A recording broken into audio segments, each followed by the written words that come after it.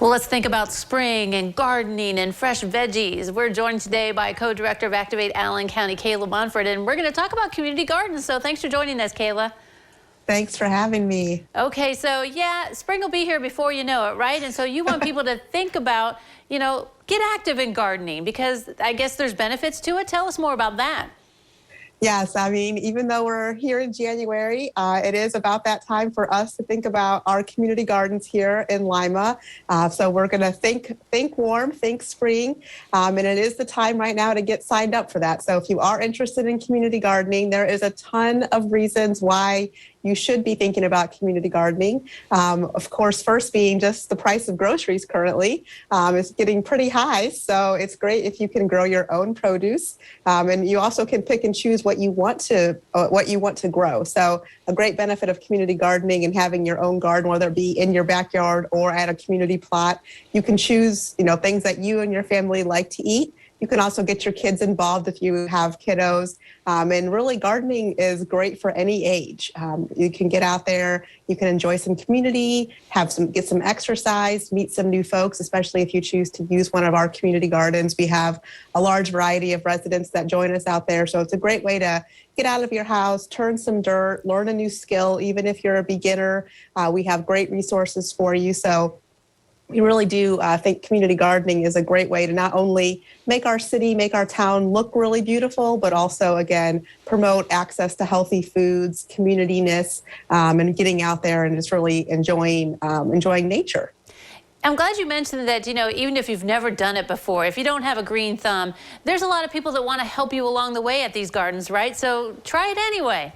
Yes, we have a lot of great volunteers, a lot of longtime gardeners at all of our locations who are really willing and able to assist any beginners. We also offer some classes at the beginning of the season. So again, why we're thinking so far ahead is that around March time is when we get our gardeners together and we have some education sessions. We can get some starter plants going. So we have some greenhouses that we can get some starts going. So that way, right when the weather turns, hopefully April-ish, we can get plants in the ground and really begin to utilize our garden spaces. So while it may seem early, it is really the time to think about those things and think about what you want to plant and what space you want to utilize for that. So here in Lima, we are extremely thankful to have 3 great community garden locations. So no matter where you live, you are likely close where you live or where you work to probably a community garden. So we have the Spring and Colette Community Garden,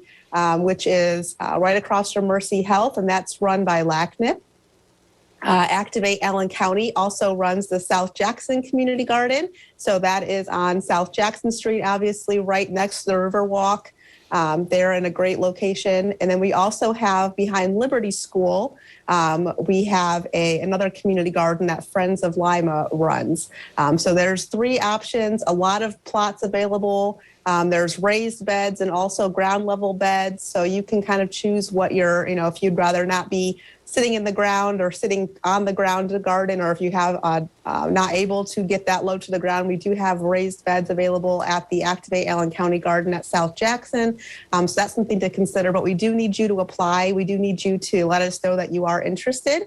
So there's a couple ways to do that. You can do that in person at the LACNIP Resource Center on Spring Street, or you can get a hold of Josh or I through our Facebook page or through our website to let us know that you're interested, and we can send you the form to fill out to get you signed up for that. So we do need those applications so we can plan again and start thinking about hopefully as soon as we're able to get out there and get started with the season.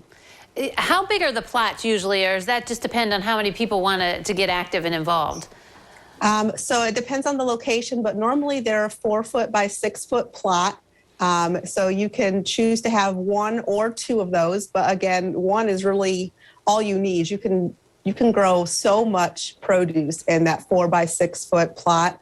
It really is amazing when you start thinking about and planning your garden. You could do tomatoes, green peppers, onions, and some scallions, or whatever is really what you're interested in. You can garden and you can make that bed into a huge supply of produce. So it really is amazing to see how much can come out of that small space. So even if you don't want to use a community garden and you want to use your backyard, I think it's just encouraging folks to consider growing your own produce, growing your own foods, and being able to utilize those small spaces, you can actually produce quite a bit. So you don't need a lot of land in order to have a great successful gardening season.